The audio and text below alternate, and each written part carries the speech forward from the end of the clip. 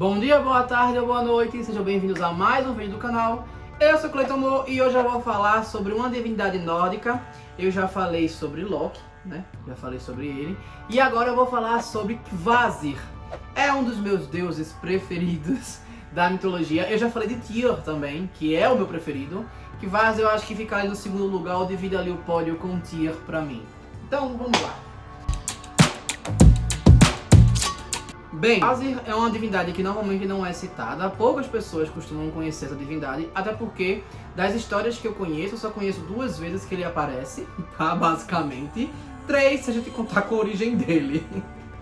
São pouquíssimas vezes que esse deus aparece. Eu até pesquisei antes de vir gravar o vídeo pra ver, pesquisei mais coisas sobre ele e eu não consegui achar mais nada, só realmente essas histórias, que são poucas, como eu tô falando, e eu vou contar. Uma delas vai ficar pendente. Eu vou contar a origem dele e eu vou contar uma história, mas de uma forma resumida, porque a história acaba enrolando muito e é muito disse-me-disse até chegar no final, para que o vídeo não fique tão longo. Então vamos enfim começar. Nos primórdios do tempo, lá, olha, quando Odin decidiu atacar Ymir, destruir lá com Vil e Ve, para construir todo o universo, Asgard, Midgard, Svart e Alfaran, blá blá blá, já havia alguns reinos. Assim, quando acontece essa briga, que eu também já falei aqui no canal, vou até colocar até card aqui, algumas coisas são meio estranhas que aparecem ali, como por exemplo, Jotunheim é citado, mas ninguém falou que existia. Por enquanto só havia Niflheim e Muspelheim, né? Só que aí acontece que nesse momento outro lugar é citado, que é Vanaheim. Em Vanaheim, que já existia ali e tal, moravam os Vanir, né? Porque tem os Aziz e os Vanir. A diferença entre eles é o seguinte: os Aziz são deuses, apesar do nome parecer mais aéreo, mais férico, eram os deuses da guerra. Eles tinham muitos poderes e eram muitos guerreiros, enquanto os Vanir, eles eram deuses mais naturais. Não vou dizer frescos, mas eu prefiro pensar da seguinte forma: enquanto os Aziz, eles eram mais físicos, mais brutais, os Vanir eram mais mágicos, como se fossem feiticeiros. Alguns deuses que são Vanir são, por exemplo, Frey e Freya. Eles são Vanir. Existem outros que são citados na história que vocês provavelmente conhecem também, além de Frey e Freya. Mas enfim, vamos se deter esses aqui por enquanto. E aí, de tanto brigar, eles viram que eles eram fortes igualmente e que uns dependeriam do outro. Por exemplo, se os Jotuns, né, os gigantes, decidissem atacar, os Vanir precisariam de mais força do que as que eles tinham. Então fazer parceria com os Aziz era uma vantagem. Enquanto os Aziz vinham que os Vanir sabiam fazer coisas que eles não sabiam, como cultivar, agricultura, entre outras coisas. Então decidiram fazer um pacto e trocar pessoas para ir morar em lugares diferentes. Um em Vanaheim e alguns outros em Asgard, né? Frey e Freya foram para Asgard. Mas enfim, não é esse o ponto. E agora depois eu conto essa história com mais detalhes. Continuo com ela de outra parte, né? Nessa troca de divindades. Eles decidiram fazer o acordo e nesse dia eles decidiram selar o acordo com um ato. Eu gosto de pensar que era um cálice, tá? Mas em algumas histórias falam que era um barril. Mas de toda forma era uma coisa que detinha líquido, que conseguia aguentar o líquido, estava vazio. E o que foi que eles fizeram? Eles cuspiram. Cada divindade, Aziz e Vanir, cuspiram dentro desse recipiente. Que nojo! E toda aquela baba se juntou ali para selar o acordo de paz entre eles. E aí eles foram beber, encher a cara, comer, aquele negócio todo lindo, todo mundo comemorando, papapá. Na hora de ir embora, pensaram: vamos deixar nossa baba aqui? Não, a gente tem que fazer alguma coisa, vamos dar um destino pra ela. Aí sugeriram: vamos transformar em alguma coisa? Bora transformar aqui em quê? Um deus, bora? Beleza. Decidiram transformar na divindade. E assim nasce Kvasir, o deus do conhecimento e da poesia. Maravilhoso ele sabia de todas as coisas, ou pelo menos quase todas as coisas, né? Ele se via como um conselheiro, como estrategista, como estudioso, enfim, como várias coisas que você precisava de conhecimento. Uma das formas era consultar Kvasir. E aí ele foi morar em Asgard, tá? Foi morar lá. Um belo dia, Kvasir pegou e disse: olha, eu vou dar uma volta para espalhar o conhecimento pelo mundo. As divindades já gostavam de interrogá-lo, trazer perguntas, dúvidas que eles tinham, perguntar a opinião dele sobre alguma coisa, e ele sempre dava uma resposta muito boa. Então eles meio que ficaram, por que tu não vai? Ele disse, não, o mundo precisa de conhecimento e eu vou disseminar o conhecimento. Aí, enfim, ele saiu por aí caminhando. Ele esclarecia dúvidas para todo mundo que quisesse perguntar para ele, e ele vivia basicamente das doações do povo, porque ficavam felizes com as respostas dele, ou porque ele acabava solucionando algum problema. Até que 2 anões decidiram se aproveitar dele. Fiala e Galar, dois anões que eram irmãos, decidiram armar uma emboscada para Kvasir. Eles juntaram algumas coisas e chamaram Kvasir. Chegaram lá na plateia, depois que ele respondeu para todo mundo. Ele chegou, olha, vem cá, deixa eu te contar um negócio. Ele o quê? Não posso contar aqui não, mas eu tenho uma pergunta boa, vice rocheda. Mas é segredo, o povo não pode saber não. Vamos lá pra casa? Aí Kvasir, bora. Ele tava ali pra dar conhecimento, bora. Não sei por que ele topou, porque se ele tava para dar conhecimento, não faria sentido ele responder para 2 pessoas específicas. Ele queria compartilhar conhecimento, ele vai responder no privado? Pra quê? Mas tá. E aí, vamos dizer que fosse algum assunto íntimo deles, né? Alguma coisa que ninguém pudesse saber, mas que eles estavam precisando de uma ajuda. Vamos pensar nesse ponto que foi o que Kvasir pensou, vamos dizer, né? E aí ele chegou, entrou lá no lugar deles e tal, no castelinho deles, papapá. Quando entrou, ele foi apresentou uma caldeira ali pra ele. O que é isso aqui? É uma caldeira chamada Odrarig. É isso? Odrarig. É Odrarig ou Odrarig? Enfim. Apresentou pra ele. Aí ele, você devia saber, você não é inteligente? Ele, não, mas... Aí ele viu 2 barris grandes. Aí os anões falaram que era Sod e Bodm. Aí os anões fez, você já sabe o que a gente tá aprendendo? Aí ele... Sei sim. Eu tô vendo ali que vocês acabaram de colher mel, né? Então muito provavelmente vocês vão me... né?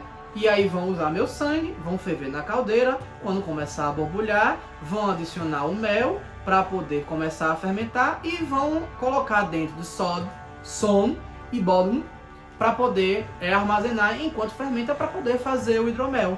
Que vai ser o hidromel do conhecimento e da poesia. Aí os anões...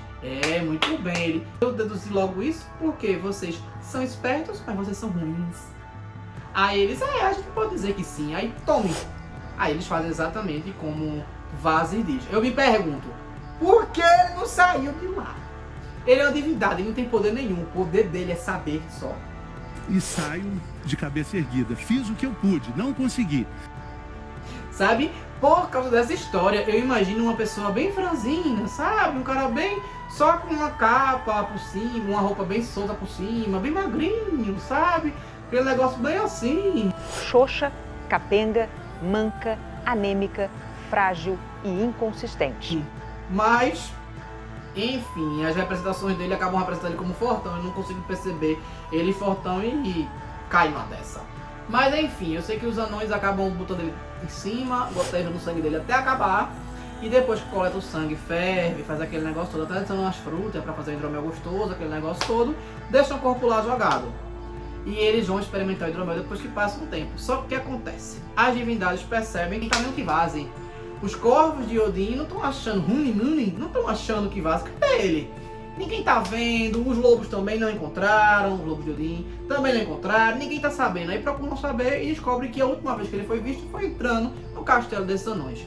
As divindades chegam lá, ei, bora ver, cadê ele? Não, ele assim, como foi que ele Não, porque ele viu que a gente era burro demais e ficou impressionado e acabou se entalando e falado. Tá aqui o corpo dele. Que conversa trouxa, viu? Aí a divindade, tá, leva o corpo de volta.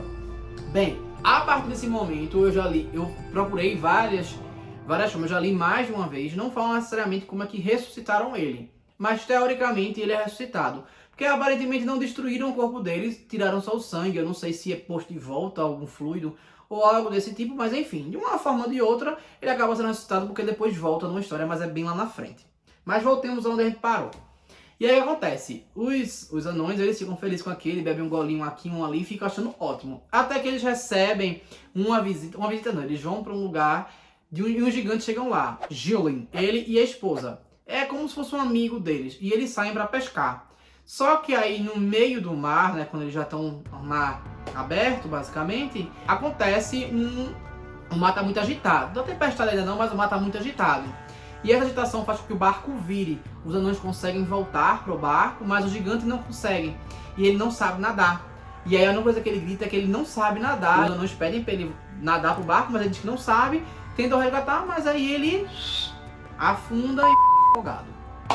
Eles não têm o que fazer, eles voltam pra casa. Quando chegam lá, encontram a esposa dele e falam o que aconteceu. A esposa começa a lamentar horrores, então eles decidem fazer uma armadilha para que ela pare de chorar, que não aguenta mais.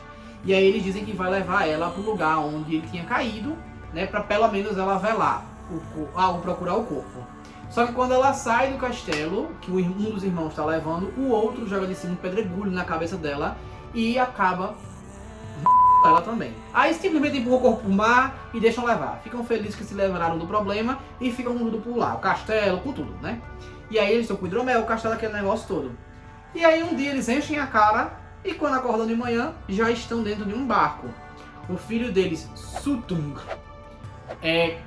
capturou eles e levou para se vingar. Leva para o mar e coloca eles lá dentro em cima de uma pedra enquanto a maré sobe.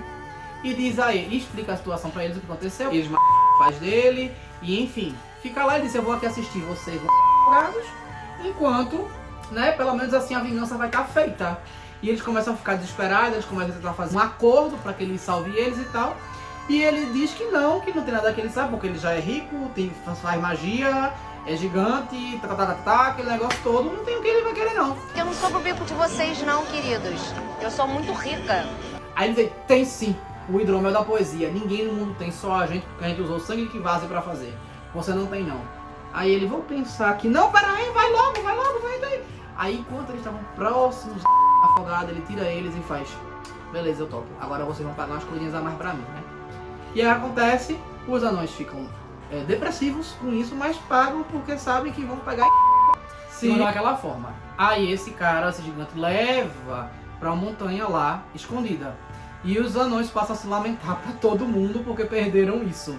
Até que Yunin escutam e os deuses ficam sabendo, mais especificamente Odin. E Odin diz pro povo, olha, prepare 3 caldeirões aí bem grandes. Prepare 3 caldeirões aí bem grandes pra quando eu voltar. Eu posso demorar a voltar, então cuida aí, tá certo? E aí ele pega e faz, tu vai fazer o que? Se não interessa, só faça os caldeirões aí e eu vou embora. Aí ele sai. O pai dos deuses, né, como diz, o pai de todos. Aí sai. Aí quando ele viaja até essa montanha, que tem um nome específico lá, eu não tô lembrando qual é, mas enfim. Ele chega lá e o povo tá lá, tem trabalhadores, né, que estão usando umas foices pra poder cortar umas árvores e tal. Foice não, machado, pra cortar umas árvores e tal, não sei o que, pra poder ter, né. E aí Odin só sai do castelo lá de Asgard levando algumas coisas. É uma broca que ele leva especificamente e uma pedra de amolar. E aí quando ele chega lá, ele mostra que ele tem um machado mais poderoso, mais afiado e tal. E os trabalhadores ficam meio assim cagando. Aí ele pega, peraí, eu vou mostrar. Aí ele mostra, cortando as árvores com a maior facilidade do mundo, sem nenhum problema. E ele pensa, gente, isso aqui vai facilitar o trabalho da gente, a gente não vai ter que se esforçar tanto. Aí eu quero, como é que tu faz? Aí ele tem uma pedra aqui, que é a pedra que eu uso pra amolar. Aí ele mostra que ele amola a coisinha pra ela ficar melhor. É essa pedra que eu uso. E aí vocês podem pegar pra usar. Aí eles pegam e faz, o que é que você daria em troca? Aí ele pega e diz, não precisa nada não, podem pegar aqui. Aí joga pra cima. Só quando ele joga pra cima, todos os gigantes pulam. Ah, detalhe, eu esqueci de falar. Odin tá disfarçado, como se fosse um gigante. Ele até usa um nome falso. E aí quando ele joga pra cima, todos eles pulam pra pegar. Só que os machados uns dos outros acabam decapitando uns aos outros. Enquanto no final só fica Odin e ele pega a pedra. Como se fosse um filme, tá? E aí ele arrebata todo mundo. Aí chega o dono, que é o irmão do gigante Sutrum, reclamando da situação ali, do burburinho, do barulho e tudo mais. Ele fala, não tem problema, eu trabalho por 9, meu anjo. Eu faço o serviço de 9 em um dia. Aí ele, eu quero ver. Aí ele pode, você vai ver agora. Aí ele vai, faz o serviço todo, realmente conquista o cara lá, o cara fica impressionado e ele faz, e aí, qual é o pagamento que você quer? Ele faz, olha, eu soube que teu irmão roubou um hidromel aí específico e tal, tava a fim de dar uma golada. Ele fez, meu irmão não vai deixar não, no máximo eu posso te mostrar onde é que fica. Aí ele, não, então vamos fazer o seguinte, a gente vai trabalhando aqui, tu me dá uma audiência com ele. Ele, mas ele não aceita ninguém não. Ele faz, vamos fazer o seguinte, eu tenho uma broca, é onde? Numa montanha? É. Tem uma broca aqui que tu vai conseguir furar, e aí a gente consegue entrar. Aí ele, tá bom, eu topo, faça o serviço aí que eu levo. Aí Odin presta o serviço, depois que presta o serviço, o cara leva ele para o topo dessa montanha, para ele poder adentrar e buscar o hidromel. Ou, quer dizer, conversar com o irmão para ir pro hidromel. Só que o que acontece? Ele não estava levando pro irmão, porque ele sabia que o irmão ia negar. Ele estava levando pra sobrinha dele, que a sobrinha dele estava cuidando do hidromel. Ela que era a guardiã. Mas aí acontece, ele meio que já deu uma passada de perna aí em Odin, mas ao mesmo tempo ela deu uma passada de perna também no irmão. Já fica um negócio meio assim, né? Mas ele se aproveitou e acontece. Odin, com outro nome, com outra aparência, levanta uma pedra para que ele possa perfurar a parede para ele conseguir adentrar no salão para poder ter essa audiência. Só que aí ele pega a broca e tenta fazer. Aí o cara pega e diz, olha, já tem aqui espaço. Quando ele vai olhar, assopra, as pedras voltam. Aí ele faz, não, o espaço não dá suficiente não, eu descobri duas coisas agora. Aí o cara faz, o que ele fez? Que tu não conseguisse perfurar aí, tudo ainda não, ainda falta mais um pedaço. Aí ele faz, e qual é a segunda coisa? Ele continua perfurando aí que eu tô segurando aqui a rocha pra não te esmagar, bexiga. Aí ele tá certo, aí segura lá e tal, aí o cara vai e perfura. Quando o cara perfura, que faz o buraco, ele diz, agora eu consegui. Aí o Odin chega para visualizar. Só que aí quando o Odin chega para visualizar, o cara, ele pega a broca e tenta furar o crânio de Odin por trás. Mas Odin já estava ligado, vira uma cobra e se esquiva. Aí olha pra cara dele e veja, e a segunda coisa que eu descobri é que você ia me trair. Aí ele pega e entra no buraco e some. O cara tenta acertar de novo, mas não consegue, ele já conseguiu entrar. Aí o cara fica naquela, eu conto pro meu irmão, não conto. Só que aí a história é a seguinte, ele chega pra falar com a mulher lá, Gumlot, o nome dela. E aí ele chega lá pra falar com ela e ela não quer. Eu sei que ele vai enrolando, conversa com ela, decide argumentar com ela pra tudo, mas não consegue. O que é que Odin faz? Bota H em friga. Tô passada, chocada. Sempre é a forma que ele vai resolver, né? Ele seduz a gigante pra eles terem relações. Depois de um tempo dele seduzindo a gigante, tendo relações, ele pede pra ver o hidromel, né? Pra dar só uns golinhos, não vai levar tudo não. Aí ela faz, tá certo, mas só 3 goles. Ele, 3 goles, tá assa. Isso ele já tinha seduzido ela, já tinha copulado e tudo mais. Aí ele entra no salão. Quando ele entra no salão, ele olha lá a caldeira, Oderrir, Son e Bodm. Lá. Aí ele vai dar as 3 goladas. Numa golada ele seca um, na outra golada ele seca o outro, na outra golada ele seca o outro. 3 goladas, mas ele levou o hidromel todinho. Ela fica chocada com isso, mas ele ao mesmo tempo já sai voando dali, vê um espaço que tem aberto, vira a águia, sai voando, corre e vai pra trás. Só que ela grita, irritada, triste, tudo junto. E aí o pai dela, Sutum, escuta. E ele tá lá no salão dele, em outra parte da montanha. Mas ele, quando olha pra fora, vê a águia indo embora, ele entende tudo. Aí ele vira a águia também, vai atrás dele. Odin vai voando assim, ó, desesperado para chegar lá em Asgard. E ficar naquele desespero, só que o Surtur tá chegando perto. Aí Odin vai e consegue pegar nas penas da cauda de Odin. Só que quando Odin sente, aí ele pum, e evacua um pouco na cara dele. Aí ele fica desnorteado e cai, sabe? Aparentemente não fica desnorteado, perde ali o rastro. E Odin consegue chegar em Asgard. E aí quando ele chega, ele regurgita todo o hidromel do conhecimento em cada um dos 3 barris que ele pediu pro povo separar. E assim as divindades têm de volta entre aspas, né? Mas conseguem adquirir o hidromel da poesia. Odin compartilha muito pouco com as divindades e a maior parte fica para ele. Dizem que quem faz boa poesia, bons poemas e é um bom artista, consumiu esse hidromel da poesia. Talvez no outro plano antes de vir pra esse, né? Mas aqueles que acham que estão fazendo grandes coisas e é uma porcaria, consumiram o outro que Odin evacuou quando tava fugindo. Bem, é isso. Eu espero que tenham gostado. Então curtam, comentem, compartilhem. Se inscrevam no canal. E se não sabem o que escrever, escrevam bebida e sangue. E é isso. Valeu.